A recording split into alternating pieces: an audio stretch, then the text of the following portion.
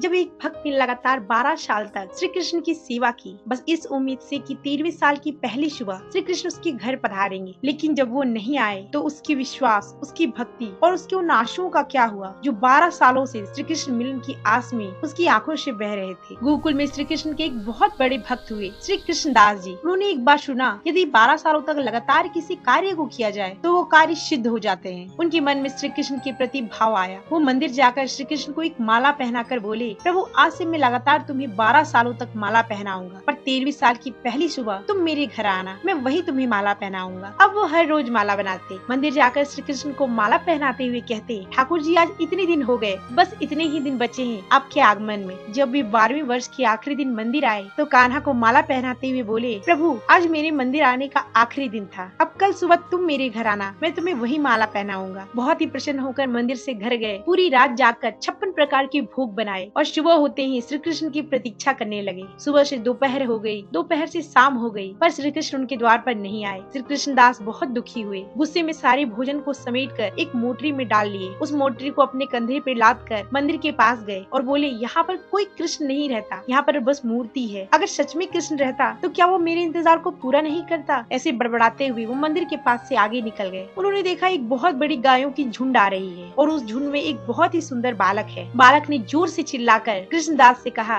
बाबा इन गैयन की झुंड में तुम आगे क्यों बढ़े जा रहे हो? बाबा आपको धक्का लग जाएगा, थोड़ी देर यहीं रुक जाओ। बालक जब श्री कृष्णदास के नजदीक आया, उसने कहा, बाबा लगता है पोटली में बहुत ही सुंदर सुंदर व्यंजन बना के रखे हो। कृष्णदास ने कोई उत्तर नहीं दिया। बाबा लगता है बहुत गुस्से में हो, क्या बात है? अरे ये जो गोकुल में सबका लाडला कन्हैया है ना, 12 सालों तक लगातार उसके मंदिर गया, मैंने बस कहा एक दिन तो मेरे घर आ जाओ, उसने मेरी बात नहीं मानी। बालक बोला, लगता है बाबा आपने सुबह से कुछ नहीं खाया, कुछ खा लो। कृष्णदास बोले, मेरा मन नहीं कुछ भी खाने का। बालक ने कहा, बाबा पर मुझे बहुत भूख लगी है, ये लो पोटली, तुम्हें जो इच्छा है खा लो। बाबा देखो मेरे हाथ गोबर से सने हैं, मैं कैसे खुद से खा सकता हूँ, तुम मुझे खिला दो और मैं तभी खाऊंगा जब तुम भी कुछ खाओगे। अब बाबा एक एक निवाला खुद खाते हैं और बड़े प्रेम से उस बालक को भी खिलाते हैं। कुछ देर बाद बालक की आंखें पूरी तरह से लाल हो गई, उसकी आंखों में आंसू भर आए। कृष्णदास बोले, क्या हुआ? तुम्हें भूख लगी थी, मैं तुम्हें खिला तो रहा हूँ, फिर तुम क्यों रो रहे हो? बालक ने कहा, आज आपने मुझे माला नहीं पहनाया। कृष्णदास हैरान होकर उस बालक को देखने लगे और बोले, कौन हो तुम? बाबा मैं ही तो तुम्हारा कृष्ण हूँ। आज सुबह से मैंने कुछ भी नहीं पाया बाबा, सुबह से न जाने कितने माले मेरे गले में पहनाए गए, पर मुझे वो खुशी नहीं मिली बाबा जो मुझे तब मिलती थी जब आप मुझे माला पहनाते थे। उस माला को पहनकर ऐसा लगता था बाबा जैसे आप मेरा आलिंगन कर रहे हैं। बाबा